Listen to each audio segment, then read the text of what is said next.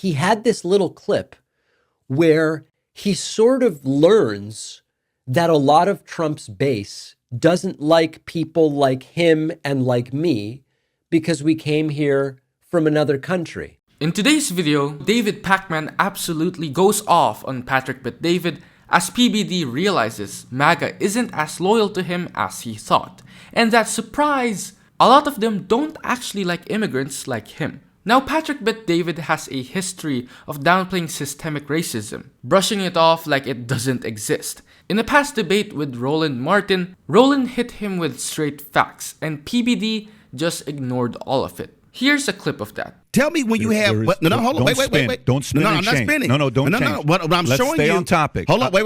Hold on. Let's stay on topic. We're the on topic is crime 27 out of 30, not economic. Economic is a different story. No, it's not. But I agree with you that we need to get the financial situation No. And you're making the mistake. You went to Mississippi. No, you're making the mistake. No. Here's the mistake you're making. 27 out of 30. Here's the mistake you're making. But now, he's the one getting a first-hand lesson on racism. And the irony is off the charts. You literally can't make this up. But let's dive in and watch how David Pakman destroys Patrick Bet-David in this video. He explains, oh, I was getting feedback that was like, go back to Iran, even though I'm a Trump guy. I'm checking all the right boxes, but they still don't like me. Yes, this is a significant portion of the MAGA base. Listen, this is so funny. It's like he's learning in real time the people that he's chosen to associate himself with. Look at the tweets. I said, our founding fathers. A guy responds back and says, those are not your founding fathers. Guy posts a picture of the Shah of Iran, says, that's your founding father. Oh, so funny. But that tells you what, a part of this, there's nationalists Yes. and there's white nationalists. White nationalists, Vinny, don't want people like us here. I know. They just don't. White nationalists are a very different model. You view me as go back to Iran. Yes. Deport Elon back to, what do you call it, South Africa. Deport Vivek back to India, right? And you make those types of comments. Yeah, even though Vivek was born here. Very good point. Right. I don't think that's majority of America. I think that's less than 5%. That is the far of right. America. Yeah, that's the far right. Ultra-nationalists. That's the far right. And the far left wants open borders. See, this is a classic thing. When they have no way to deny that there is this horrible, xenophobic, unsavory contingent in their movement, rather than just dealing with that, he goes, and on the far left, they want open borders. What does that have to do with anything? Whether it's true doesn't even matter. That's not the issue. That's not really what we're talking about here. And let everybody come in here. Let's legalize everyone. The far right wants, if you're not a white nationalist, get the hell out of here. The problem here is you as a consumer not knowing the position of the individual before they say it, and you think everyone is in that position. They're not. Not everyone's in that position. Yeah. They also want me to go back to Argentina, right? I mean, it's like, this is not a new thing. It's shocking to me that he's acting as though it's news to him that this exists on his side, and it's not 5%. Now, I'm not going to sit here and pretend it's everybody. I mean, it's not PBD, right? We can say a lot of things that we would disagree about, and when I was on his show, we disagreed about tax policy. We disagreed about so many different things.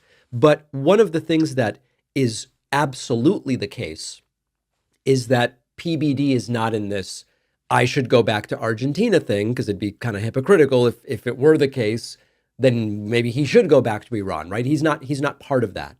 But pretending that that's only 5%. I mean, listen, if it's 5% of America, it's 17 million people. But that's if you consider the entire population, including kids, including people who don't even know to have positions on this.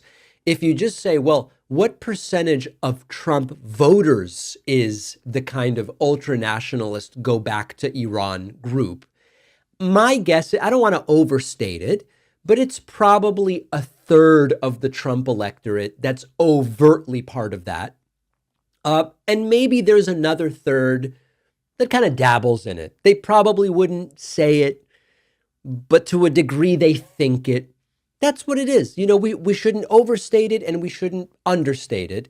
But 5% of America, yeah, I don't think so. Pause. If you're enjoying this video so far, please consider hitting that like button and subscribe. It helps out the channel a lot. Now, Patrick Bet-David is out here saying all the right MAGA things, checking all the boxes. He's pro-Trump, pro-business, anti-woke culture, and yet, the moment he starts talking about our founding fathers, some of his audience claps back with, "Those aren't your founding fathers.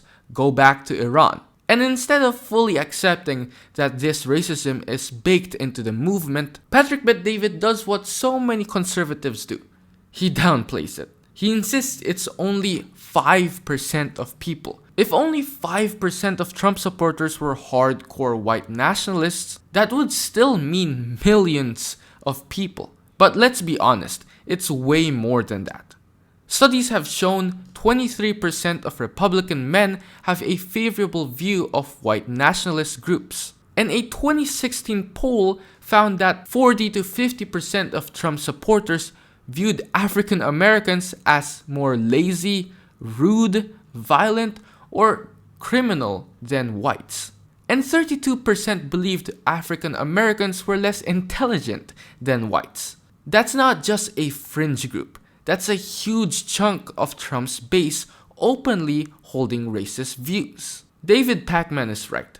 Patrick Bet-David shouldn't be surprised by this. This is what he signed up for. He's been playing into this movement and now it's turning on him. So just kind of funny to see him realize, man, I'm part of a movement that would kick me out of the movement. Now, zooming out for a second,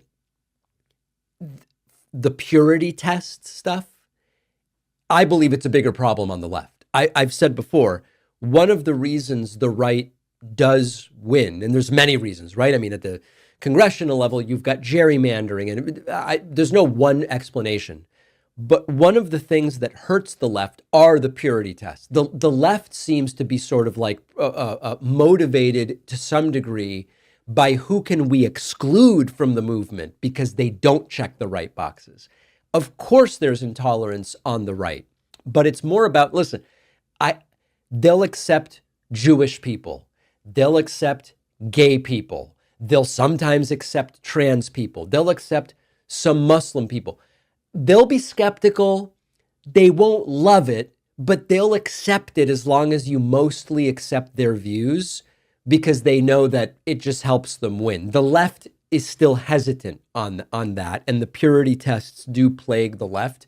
David Pakman brings up the purity test issue, and to his credit, he acknowledges that it exists on both sides. He points out that while the far right has its own brand of exclusion, which PBD is now experiencing firsthand, the left can be sometimes too rigid with ideological purity, pushing people out over minor disagreements, which is a fair point. But here's the thing.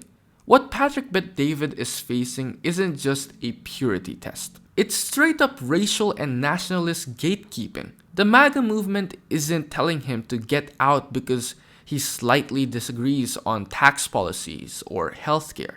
They're telling him he can never truly be part of their vision of America because he's not white. That's not the same as, let's say, progressives criticizing each other over policy differences. At the end of the day, this was always going to happen. Patrick Bet-David aligned himself with a movement built on exclusion, and now he's experiencing that exclusion firsthand. And the best part? He still doesn't fully get it. Watching him struggle with this realization in real time is just painfully ironic. But this is it for today's video. If you've enjoyed it, make sure to hit that like button and subscribe. And share thoughts in the comment section down below.